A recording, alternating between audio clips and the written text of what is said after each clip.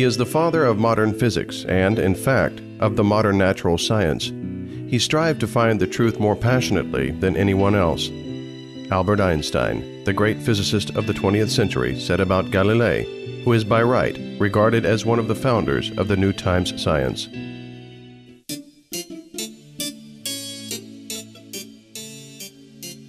Galileo Galilei was born on February 15, 1564, in the old Italian town of Pisa.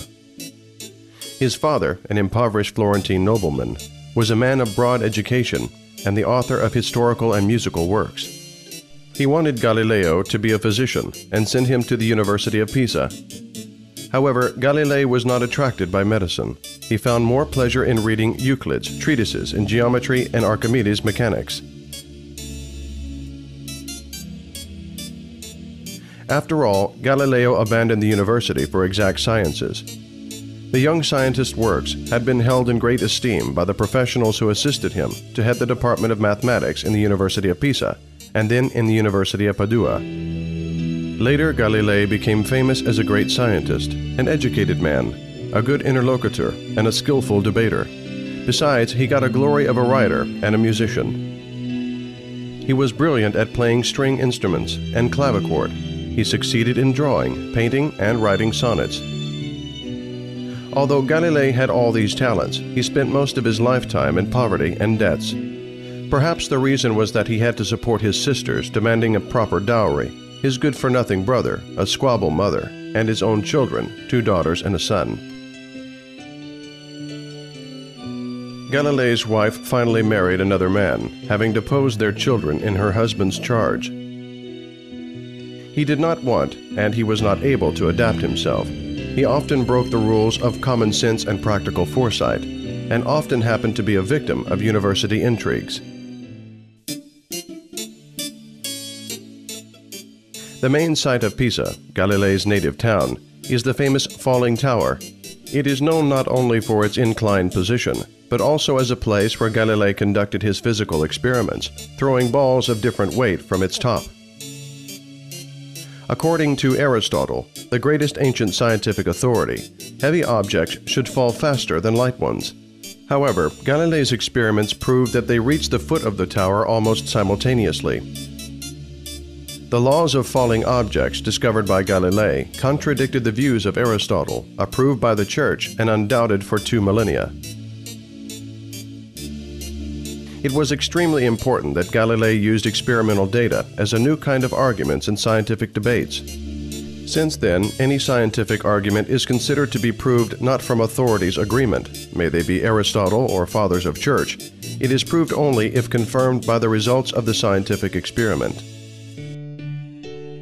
In 1609, having heard of the sight tube invention, Galilei improved the device by producing a model similar to the modern telescope, with more than 30-fold magnification. He was the first man to direct the sight tube to the sky for scientific purposes, making the knowledge horizon significantly wider. During the very first months of observation, Galilei discovered mountains on the Moon, 4 satellites of Jupiter, and found that the huge white stripe in the sky, the Milky Way, consists of multiple separate stars. Everyone was highly impressed by Galilei's discoveries in astronomy. They proved that the Earth was not the center of the universe, but the same celestial body as the other planets. A little later, Galilei found the spots on the Sun, and their motion led him make a conclusion that the celestial body rotates on its axis. He discovered phases of Venus that sometimes looked like a narrow crescent and sometimes like a semicircle or almost a full disk. These discoveries proved the views of Copernicus that the planets revolved around the Sun. Galilei dedicated several decades of his life to support Copernicus's theory of heliocentric system of the world. His generalizing treatise, A Dialogue Concerning the 2 Chief World Systems, published in 1632, was a summary of this work.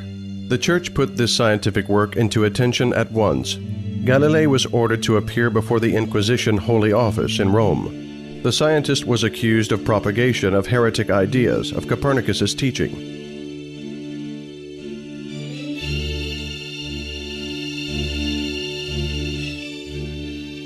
The 70-year-old man, down on his knees, said the humiliating words of recantation proposed to him on June 22, 1633, in the same church where Giordano Bruno had heard his death sentence.